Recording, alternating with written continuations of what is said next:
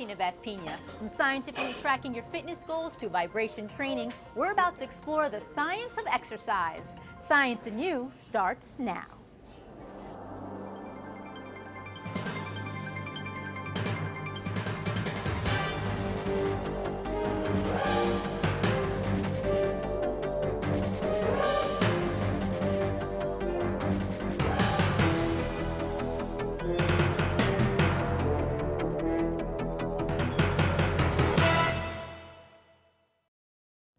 I'm Dr. Max Gomez. I'm going to tell you how to keep the most important organ in your body functioning at top speed.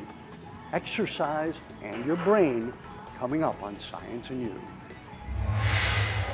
I'm Magalie Laguerre-Wilkinson. We're here at the Bar Method in Montclair, New Jersey to take a look at, well, the Bar Method, coming up on Science and You.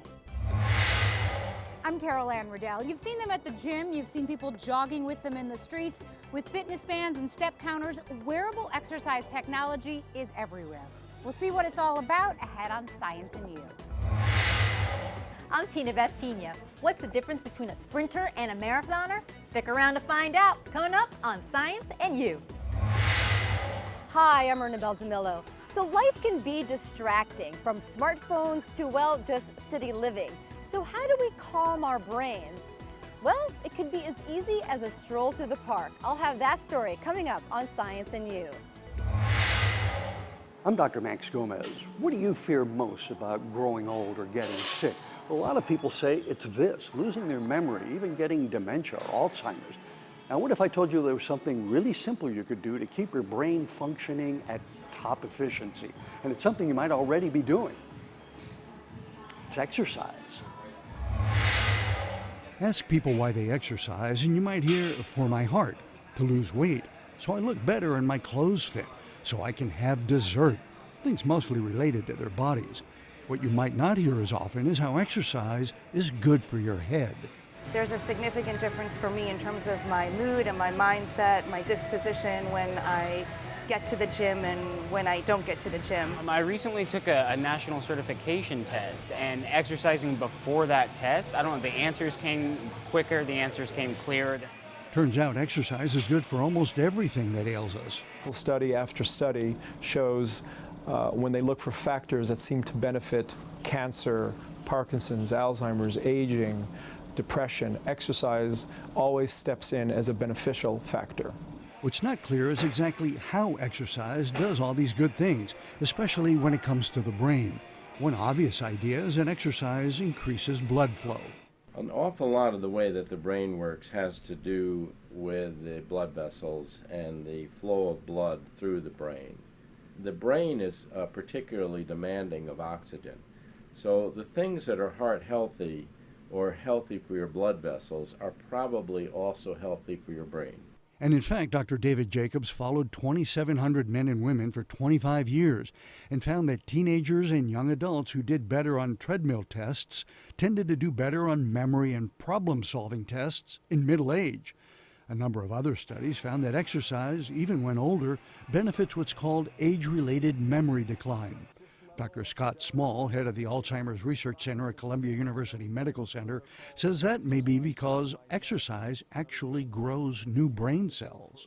Exercise seems to increase the birth of new neurons in this structure in the brain, and that's something we call neurogenesis, neurons genesis, the birth of new neurons. And so that's one thing that exercise certainly does, and it probably is one of the ways by which exercise improves the function of the hippocampus and improves our memory in general. Elite trainers at Equinox Fitness have other theories about how complicated exercises might, in a sense, be rewiring the brain. Your prefrontal cortex is working when you're trying to figure out a challenging motor skill.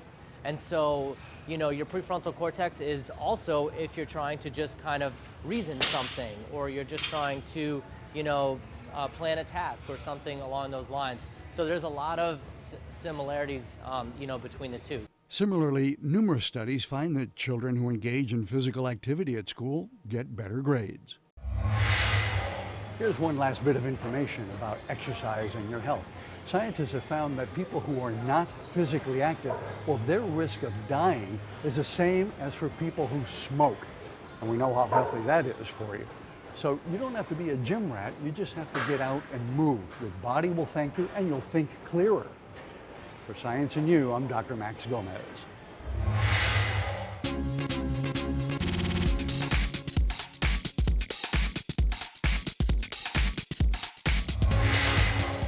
When sitting at a desk, most people tend to naturally roll their shoulders forward and force the chin to protrude. This bad posture often causes the neck and shoulders to feel tight.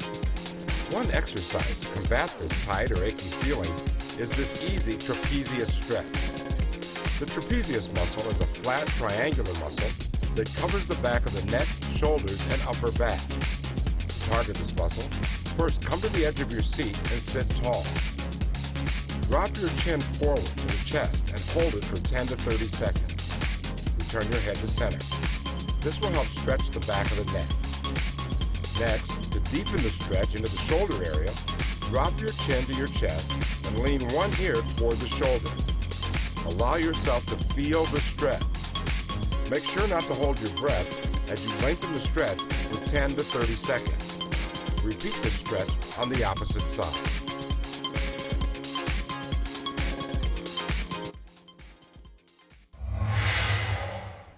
I'm Magalie Laguerre-Wilkinson. We're here at the Bar Method, which combines yoga, Pilates, and ballet. Followers say they've never looked and felt better. Shannon Albarelli is the co-owner of the Bar Method and one of the instructors. Although this exercise has been around for years, for a long time it was only known among the world of dancers. The bar classes originally started with Lottie Burke, who was a German dancer, and she got injured and tried to stay in shape being injured and developed this system that keeps your body long and lean. And then she took it to another level of making sure it's safe and effective for everybody out there. So this is a combination of, I've heard of yoga, Pilates, and ballet. Yeah, and orthopedic stretching. What aspect of that is different than any other type of exercise regimen out there now? So this is an interval training class where you work your muscles really hard. You're almost shaking because you're in your muscle intensely, and then you stretch it out. So you're kind of burning, and then lengthening it out at the end.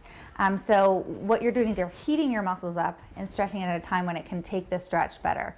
So it's really effective for your body, and we have plenty of clients here who say they don't have to go to physical therapy anymore for their back, for their knees, hip issues, shoulder issues. What's the science behind the Bar Method?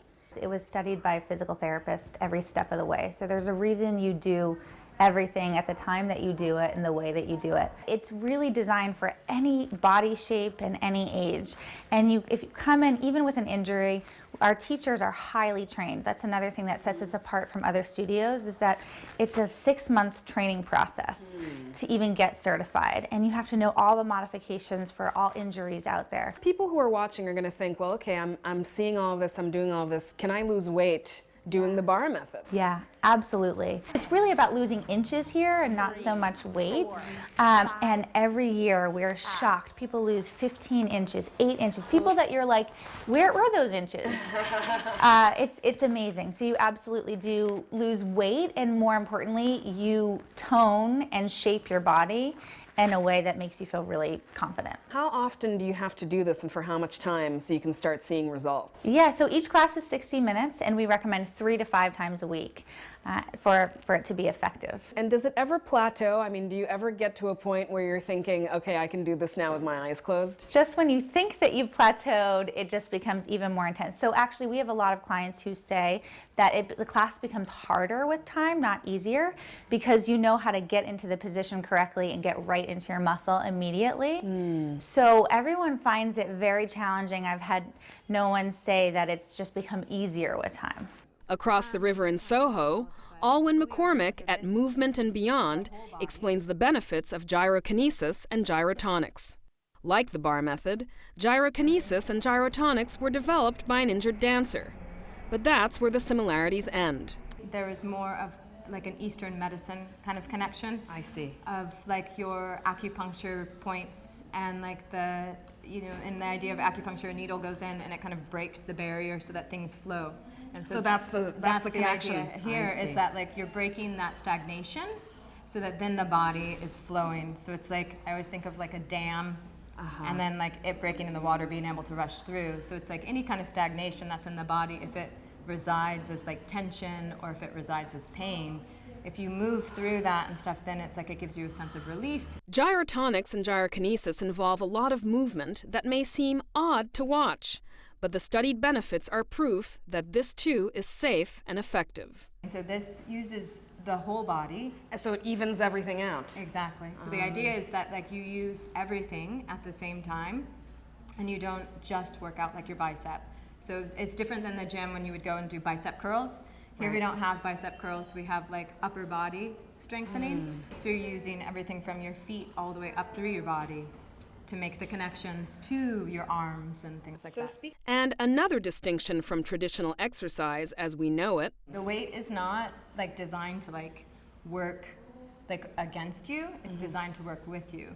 So it helps you kind of find like a resistance rather than like lifting 30 pounds. Like when you put 30 pounds on a person here, people don't know that they have 30 pounds on their legs because it gives them a sense of like moving freer. Chatting on a mobile device or staring at a computer monitor as frequently as we do makes us all candidates for this type of exercise regimen. You see a lot of chronic like shoulder discomfort and things of that sort because people are at the desk and staring at a computer screen, like the neck also. So there's like something called like kyphosis, where the person gets that sounds like a new word. Round and they experience like their head is kind of almost coming off of their spine because they're just always staring at something. And so gyrotonic, the great thing about gyrotonic is that it doesn't, you don't have to be a dancer to do it. It has the ability to go on any level. And so because it's just about how our bodies move organically, like anybody can do it because everybody has that ability. You know, it's kind of an intuitive sense of movement. To learn more about the bar method, visit our website at CUNY.tv. I'm Magalie Laguerre-Wilkinson for Science and You.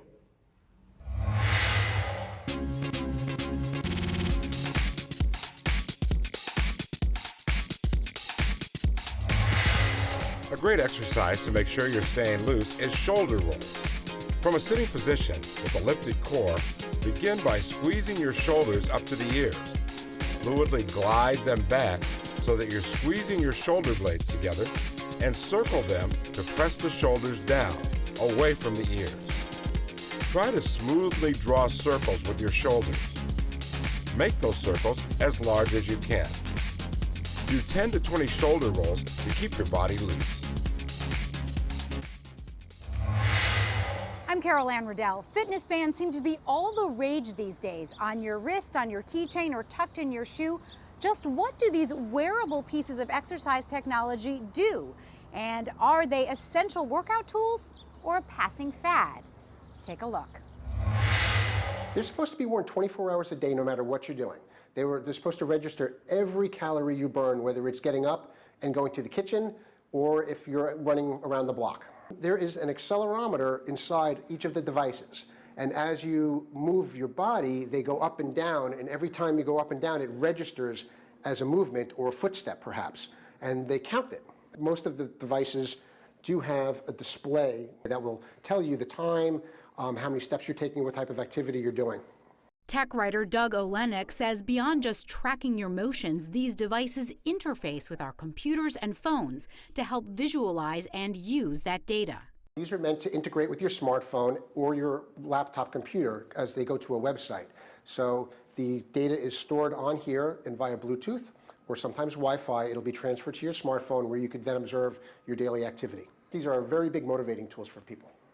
The ability to be able to quantify your progress in real time is often just the push people need to stay motivated, according to Dr. Erica Costa Cordero, a personal trainer at Mayet Fitness. They come to me, even my clients that using it, they want a homework exercise. So the day after they come back to me and say, look how much I did. So tomorrow I'll do a little bit more. What else can I do?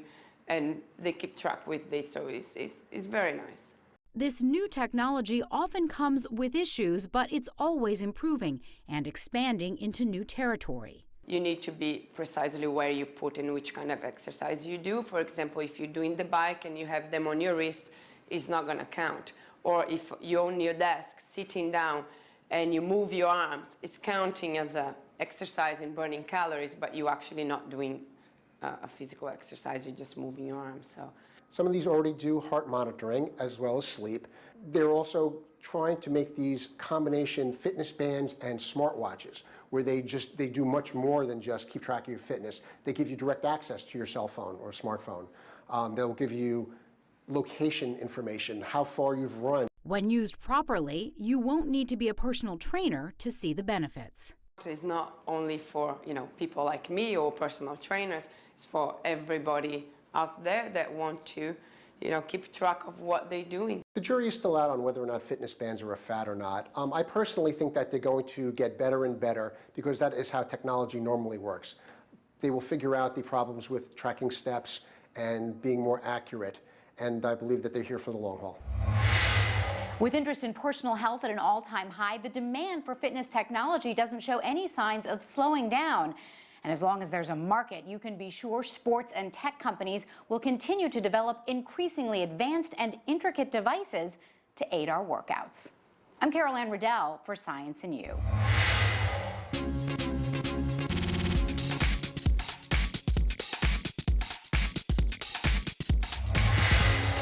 This low back hip stretch will provide some relief for anyone with low back pain. Come to the edge of your chair. Sit tall with both feet flat on the floor. Lift one leg and place the ankle over the opposite knee. Now gently lean forward into the leg. You should feel a stretch deepen down into the buttock and leg. As you exhale, allow your body to increase your forward tilt. Hold for 10 to 30 seconds. Repeat on the opposite side. Of course, taking breaks from sitting at the desk to take a walk and to change your environment is the best way to oil up your joints and energize the body and mind. I'm Tinabeth Pina. When you think about exercise, you normally think about aerobic exercise, like this elliptical machine, running, biking, swimming. But there's another type of exercise called anaerobic, and it's significantly different, not only because of the types of exercises involved and the benefits gained, but also because of what's going on biologically in your body. About 8 more seconds. You feeling the burn? Feel the burn. Good. That burn fitness trainer Laura Miranda is referring to is the lactic acid buildup from anaerobic training, also known as strength or resistance training, which firms, strengthens, and tones your muscles, as well as improves bone strength, balance, and coordination. This is something that you would do quick and fast, so a fast sprint, or a fast jump, or if you're a tennis player, like a really quick hit.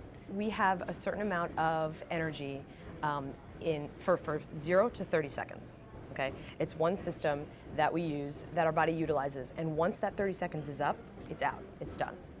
So then once that kicks over, then that energy system is over, the second set is something that we're all very familiar with, is what's called lactic acid. It's a byproduct of this after this 30 seconds. It's what happens when we start breaking down energy in our blood, and you'll feel the burn in your legs, you'll feel it in your arms, and that's like about 30 seconds on. And that's why these short, quick bursts, they're only for so long. You only can do them for so long because once that lactic acid is in your blood, you're done. Weightlifting, high-intensity interval training, and plyometrics are other examples of anaerobic exercise. According to exercise scientist Brad Schoenfeld, during anaerobic exercise, there isn't enough oxygen to fuel all of your muscle contractions, so your body taps into other energy sources, like ATP, which is a naturally stored chemical in your body. It takes a while for your body to use oxygen to make ATP. So during very intense exercise, your body is going to first rely on its most immediate source, which is the stored ATP in your body. And then there's ways to regenerate that, as I said, through phosphocreatine. And after that, your body relies on the non-aerobic, so the anaerobic breakdown of carbohydrate for fuel. And what happens there, most people know the burn that is felt in the muscles when you're exercising anaerobically, and that has to do with lactic acid buildup. During aerobic or cardio exercise, however, muscle cells contract repeatedly without fatigue because they have an ample supply of oxygen to sustain the effort. The word aerobic literally means with oxygen, and that type of exercise increases cardiovascular endurance. Aerobic training is going to increase what's called your stroke volume, which is how forcefully your heart can pump, and thus that allows you to decrease your heart rate. So it's a beneficial effect where you're still pumping the same amount of blood, but you're doing it by pumping more blood with less use of the heart. Although aerobic exercise is less intense on your muscles than anaerobic training, you still have to be aware of that intensity to get the most from your workout. If you're at too low of an intensity of cardiovascular training, you have to do it that much longer.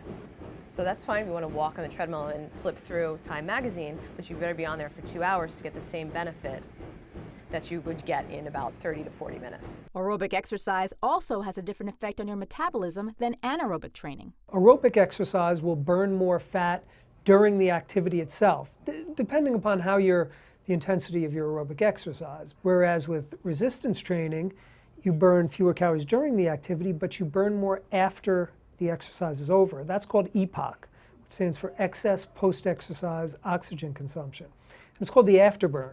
So what many people don't realize is that your body doesn't stop.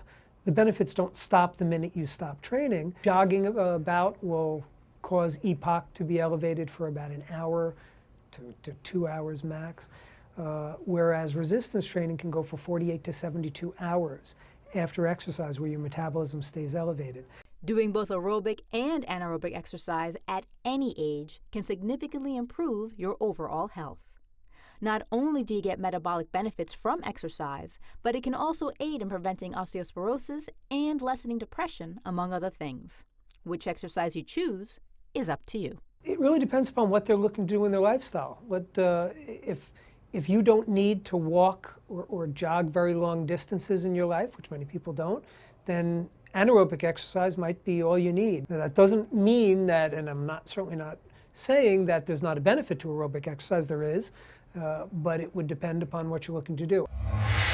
Research has found that maintaining aerobic and anaerobic fitness throughout middle age and beyond can delay biological aging by up to 12 years and prolong independence during old age. For Science and You, I'm Tinabeth Pina. Hi, I'm Ernabel Demillo. We've heard about the benefits of walking, and we've also heard about the benefits of green spaces. Now scientists are saying that the combination of both can help with something known as brain fatigue. The noise, the multitasking. City living can be quite stressful to the brain. That stress can lead to what scientists call brain fatigue, making us distracted or forgetful. Oh, where did I put those keys? You know exactly what I'm talking about. Now scientists in Scotland have found that a simple walk in the park can ease brain fatigue. The study, published in the British Journal of Sports Medicine, found that the brainwaves of volunteers who walked through green spaces were much more meditative and mentally quieter. Meanwhile, the brainwaves of volunteers who walked through heavily trafficked streets were more aroused, agitated, and frustrated. The scientists say this is a pilot study and more work needs to be done. But expert walkers we talked to say they aren't surprised with the initial results.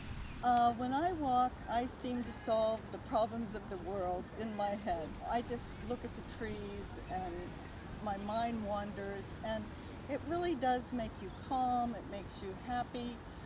I can't tell you how good I feel after I've come home from walking. Dodell Shields takes her walking seriously. She's a member of the New York Walkers Club, headed by Lon Wilson, a walking coach and a veteran of more than 100 race walking marathons. Instead of focusing on where we're going, we focus on how we're getting there. So we try to play it as a science, and when it's a science, the brain is working.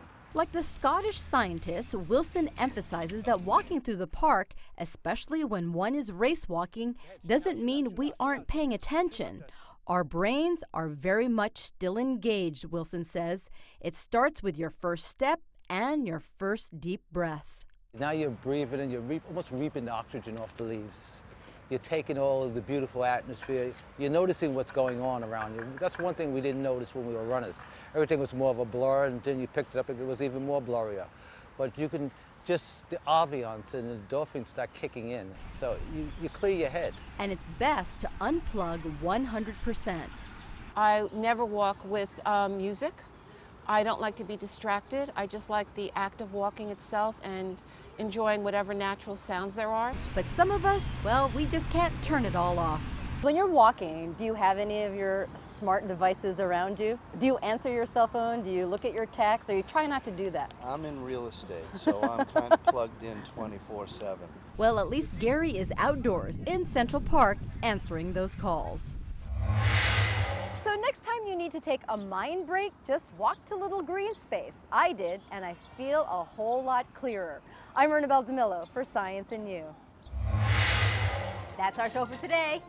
See you next time on Science and You.